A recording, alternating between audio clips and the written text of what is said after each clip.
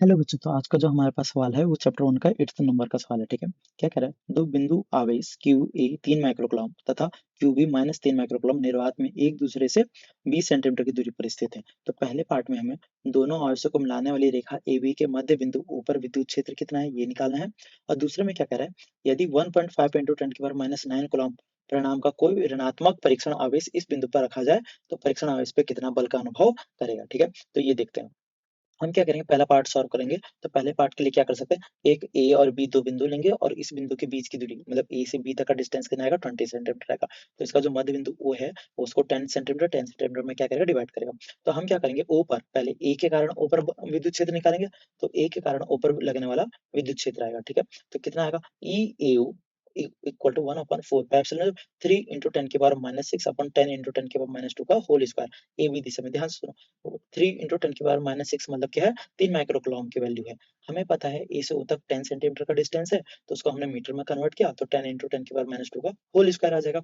अब ध्यान से देखो, ये जो प्लस का 3 माइक्रोकूलम है ये क्या करेगा, प्लस क्यू नॉट पे क्या लगेगा, प्रतिकर्षण का आवेश लगाएगा। ठीक है, रिपल्सन। तो क्या होगा, ए अधिक होने के कारण किसको पुश करेगा, ओ को। ठीक है, तो ए से किसकी तरफ पुश कर रहा है, बी की तरफ। तो ए से बी की तरफ, तो इस पे जो विद्युत क्षेत्र की दिशा होगी वो क्या आएगी, ए से बी दिशा में आएगी। ठीक है, अब देखो इसी प्रकार हम क्या करेंगे, बी के कारण ओ पे लगने वाला विद्युत क्षेत्र निकालेंगे।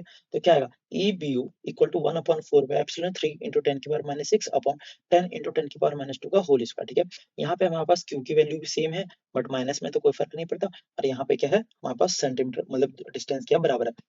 इसकी दिशा सोचे तो क्या क्यू नॉट क्या हमारे पास पॉजिटिव है और बी पे जो माइनस का 3 माइक्रोकूलम है वो क्या है, नेगेटिव है। तो नेगेटिव और पॉजिटिव में क्या होगा, अट्रैक्शन होगा। तो ये जो बी वाला जो आवेश है ये क्या करेगा, क्यू प्लस को अपनी ओर खींचने की कोशिश करेगा। तो ये क्या होगा, ओ से बी दिशा में, ओ से बी। लेकिन ओ से बी जाए या ए से बी जाए, डायरेक्शन तो सेम रहेगी। तो इसलिए हम समझने के लिए जब हमने पहले वाले को ए बी दिशा में लिखा तो दूसरे को भी हम ए बी दिशा में लिख सकते हैं। ठीक है, तो अब देखो बिंदु ओ पे, बिंदु ओ पर ए व बी के कारण लगने वाला कुल विद्युत क्षेत्र, सॉरी यहाँ पे बल लिख दिया बट कुल विद्युत क्षेत्र आएगा। ठीक है, तो क्या आएगा हमारे पास, E net vector equal to E AO vector plus E BO vector आएगा। ठीक है, अब एक पॉइंट देखो, विद्युत क्षेत्र सदिश राशि है एवं ई एओ और ई बीओ की दिशा समान है। समान होने का मतलब पहला वाला जो विद्युत क्षेत्र है ई एओ वो भी ए बी दिशा में, और जो ई बीओ है वो भी क्या है, ए बी दिशा में है। ठीक है, तो दोनों का डायरेक्शन सेम है, तो क्या हो जाएंगे, दोनों वेक्टर्स जुड़ जाएंगे। तो E net equal to E AO plus E BO आ जाएगा। तो ई नेट इक्वल टू 1/4 दोनों की वैल्यू रख लेंगे और हमारे पास क्या आएगा,